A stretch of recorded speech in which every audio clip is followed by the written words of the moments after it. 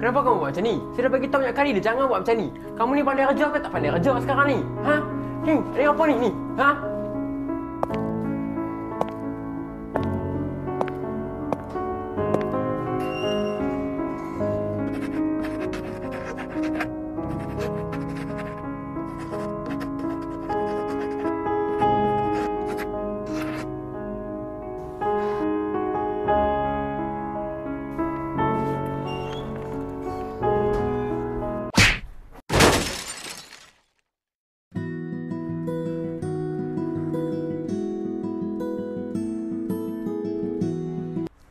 Kau ingat kau boleh lari pada aku?